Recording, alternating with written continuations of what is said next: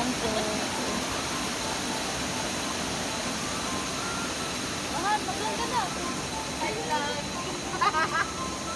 Hello guys! Welcome to my channel, and for today's video, pupuntahan nga namin yung Tanawan Falls sa May Dingalan, Aurora. Around 4:30 na rin kaming nakaalis, so mga 2.5 to 3 hours yung aming naging biyahe papunta rito. Inumaga na rin kami na makarating dito, and ito na nga guys, so going to Tanawan Falls, mag-i-stop ka dito para lang magbayad po ng entrance fee or environmental fee. So this is 20 pesos per head, and hindi ko na na-videohan yung nasa unahan, pero ganito po yung inyong madadaanan papuntang Tanawan Falls. So rough road siya, at kung mapapansin ninyo may ginagawang kalsada sa kabila, so inaayos pa lang po nila yung daan mismo. Dito pa lang guys, kinakabahan na ako kasi medyo pagiwang-gewang tayo. Hindi lang medyo, pero pagiwang-gewang na tayo dahil nga yung kalsada or itong dadaanan natin is medyo technical kumbaga.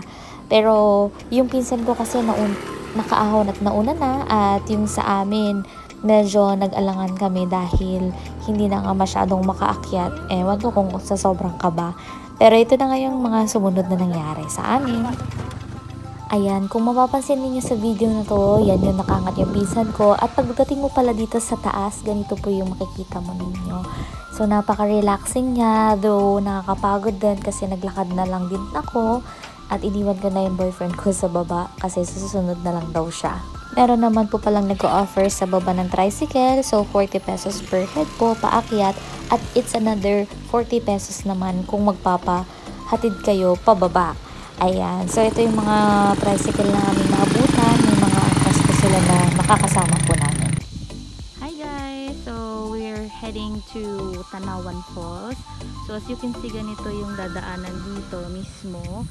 So, mahirap lang dito kapag umulan kasi maputik. Tapos, baka madulas. Yung pinsan ko nakaahon naman, gamit yung Mitsubishi na motorcycle. Pero yung motor na sinasakay namin or motor ng boyfriend ko is Bergy or Bergman. Ayan, street 125 ata yun. Basta yun, hindi nakaahon kasi sobrang tarik, to be honest. So mamaya, ito kasi nandito lang sa middle. Nag-alala lang ako kasi syempre pinababa ko, bumaba na lang muna at pinababa ko na tuluyan. Tapos meron naman ding ino-offer po dito.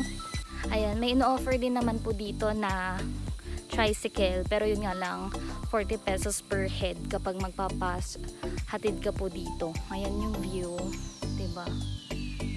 Pero ang ganda dito. So, sana hindi umulan para naman maging safe yung pagbaba ng aking pinsan mamaya. Ayan.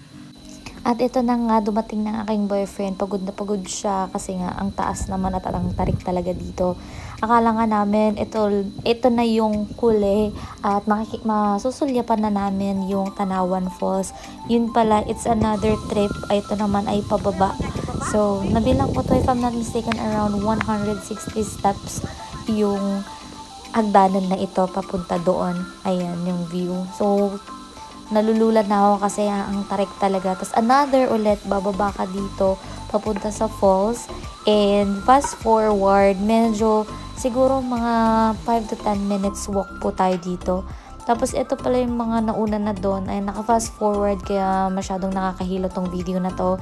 Make sure lang din na magsuot kayo ng comfortable na damit kasi para na kayong mag-hiking dito. At tignan nyo naman yung daan na yan, may putik kasi I think umambon or umulan na dito. Pero sa pagpunta naman namin dito, hindi naman gaano kasi makulimlim lang, at buti na lang hindi tumuloy-tuloy yung ulan.